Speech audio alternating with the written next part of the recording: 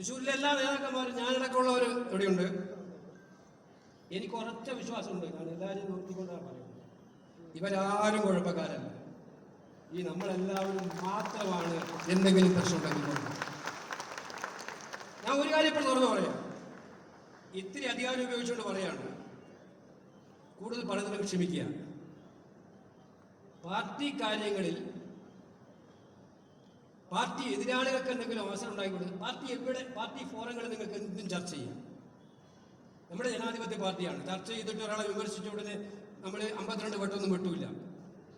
വിമർശിക്കുന്നവരെ സ്വീകരിക്കുന്ന പാർട്ടിയാണ്. ആരെയും വിമർശിക്കാം. പാർട്ടി ഫോറത്തിൽ വിമർശിക്കാനുള്ള ഫോറം ഉണ്ടാക്കേണ്ട ഉത്തരവാദിത്തം DCC പ്രസിഡന്റിനാണ്. ആരാർക്കും വിമർശിക്കാം. പക്ഷേ ഇതിട്ട് കൊണ്ടുപോയിട്ട് ഇവിടെ വിമർശിക്കാതെ മാധ്യമങ്ങളുടെ മുന്നിൽ കലക്കാൻ പോയാൽ അത്തരം കോൺഗ്രസ് നേതാക്കന്മാർ പാർട്ടിക്ക് വേണ്ട എന്ന് തീരുമാനിക്കാൻ നമുക്ക് ഒരു മടിയുമില്ല എന്ന് പറയാൻ ഞാൻ ആഗ്രഹിക്കുന്നു. ഒരു മടിയും. കാരണം നേരത്തെ ഞങ്ങൾ സൂചിപ്പിച്ചു, ഇത് ഡു ഓർ ഡൈ പോരാട്ടമാണ്. നമ്മൾ 2026 ആരെന്ത് വിചാരിച്ചാലും അധികാരത്തിൽ വരും. അതിനു വേണ്ടിയിട്ടുള്ള പോരാട്ടമാണ്. ഈ പോരാട്ടത്തിനകത്ത് ചോർച്ച പറ്റത്തില്ല. ഇത് ഒന്നിച്ചുള്ള പോരാട്ടമാണ്. എതിരാളികൾ അത് ഉത്തരവാദിത്തത്തിലിരിക്കുന്നവർക്ക് കൂടുതൽ ഉത്തരവാദിത്തമുണ്ട്. എല്ലാവരെയും യോജിപ്പിച്ച് കൊണ്ടുപോകുക എന്നുള്ളത്. അങ്ങനെ കൊണ്ടുപോയി കഴിഞ്ഞാൽ കൊണ്ടുപോകാം. നിങ്ങളോടും കൂടി ഒരു ആവശ്യം പറയാം. ഇപ്പം ചുമതല കൊടുത്തിട്ടുണ്ട് നിയോജകമണ്ഡലത്തിൽ ബ്ലോക്ക്. എന്നെ ഇന്ന് കൊണ്ടപ്പോൾ കുറേ ആൾ പറഞ്ഞു, പുനഃസംഘടന നടക്കുന്നൊരു കാലമായതുകൊണ്ട് വർക്കിംഗ് പ്രസിഡന്റുമാരുടെ അറിവിലേക്ക് കൊണ്ട് ഞാൻ പറയാണ്, പ്രസിഡന്റ് ഇല്ലാത്തതുകൊണ്ട് പറയാണ്. പുനഃസംഘടനയുടെ ഏക മാനദണ്ഡം മനസ്സിൽ വെക്കുക, വോട്ടർ പട്ടികയിൽ പേര് ചേർക്കുന്നതിൽ പങ്കെടുത്തവരെത്രയുണ്ട്, പങ്കെടുക്കാത്തവരെത്രയുണ്ട്. AICC ആവശ്യപ്പെട്ടിട്ടുണ്ട് സ്റ്റേറ്റ് വാർ റൂം ഉണ്ടാക്കാൻ. എല്ലാ ജില്ലകളിലും, എല്ലാ ബ്ലോക്കിലും, എല്ലാ നിയോജക മണ്ഡലത്തിലും അവർ എല്ലാ ദിവസവും ഇനിയുള്ള ദിവസങ്ങളിൽ വിളിക്കും. എത്ര പേരെ ചേർത്തിട്ടുണ്ട്, എത്ര പേര് ഇൻവോൾവ് ചെയ്തിട്ടുണ്ട്, എത്ര നേതാക്കന്മാർ ഇതിന്റെ ഭാഗമായിട്ടുണ്ട്. അത് വോട്ട് ചേർക്കുക എന്നുള്ളത് 7-ാം തീയതി വരെയാണ്. ഇപ്പോഴത്തെ ഏറ്റവും ഇമ്മീഡിയറ്റ് ടാസ്ക് വോട്ട് ചേർക്കലാണ്. അതിന് വർക്കിംഗ് പ്രസിഡന്റുമാർക്ക് ഉത്തരവാദിത്തമുണ്ട്, DCC പ്രസിഡന്റിന് ഉത്തരവാദിത്തമുണ്ട്, ഞങ്ങൾക്ക് എല്ലാം ഉത്തരവാദിത്തമുണ്ട്. ഇന്നലെ ഞാൻ എൻ്റെ മണ്ഡലത്തിലെ ജില്ലയിലെ വോട്ടർ പട്ടിക അവലോകനത്തിൽ ഒരു 5 മണിക്കൂർ ചെലവഴിച്ചിട്ട് ഞാൻ വരുന്നത്. അപ്പൊ വോട്ട് ചേർക്കുക എന്നുള്ള ഉത്തരവാദിത്തം, കള്ളന്മാരെ തിരിച്ചറിയുക എന്നുള്ള ഉത്തരവാദിത്തം, ഡിലീറ്റ് ചെയ്യാൻ ഉത്തരവാദിത്തം ഈ ദിവസങ്ങളിൽ ഞാൻ ഉറപ്പിച്ച് പറയാം, ഈ ഹാളിലിരിക്കുന്നവർ മുഴുവൻ ആ ഒറ്റ കാര്യത്തിലെ ഉത്തരവാദിത്തം മാറ്റം ഏറ്റെടുത്താൽ തൃശ്ശൂർ ജില്ലയിലെ ബഹുഭൂരിപക്ഷം പഞ്ചായത്തും മുനിസിപ്പാലിറ്റികളും നമ്മുടെ കയ്യിലിരിക്കും.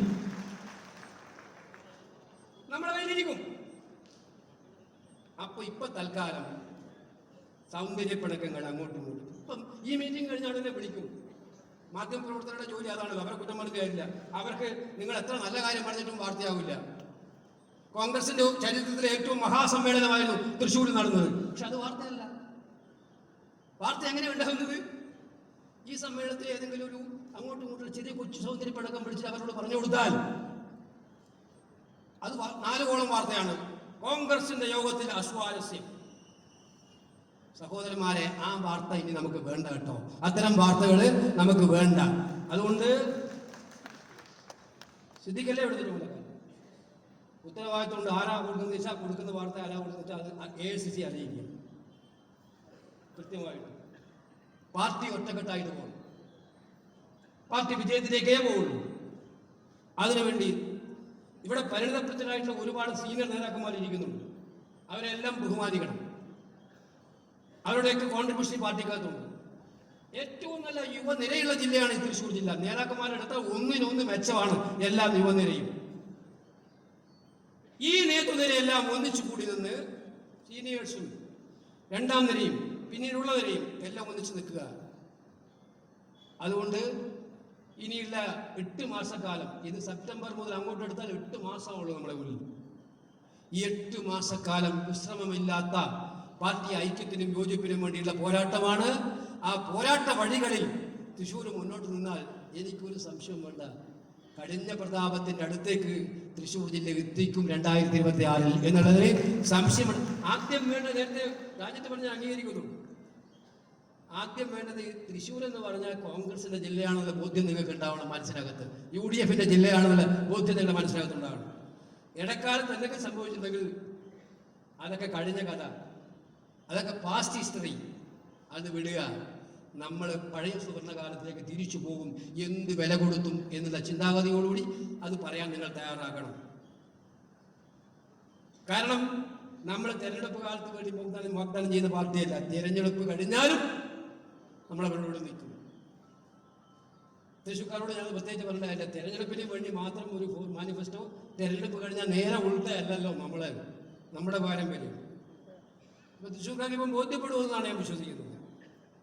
അപ്പൊ അതുകൊണ്ട് ആ രീതിയിൽ നിർഭയമായ മനസ്സും അഭിമാന നിർഭരമായ ശിരസ്സുമായിട്ട് ഈ ചരിത്രമുറങ്ങുന്ന ഈ തേക്കിൻകാടിന്റെ ഭാഗമായി നിൽക്കുന്ന ഈ തൃശ്ശൂരിൽ നിന്നും നമുക്ക് മുന്നോട്ട് പോകാം, വിജയത്തിലേക്ക് നയിക്കാം.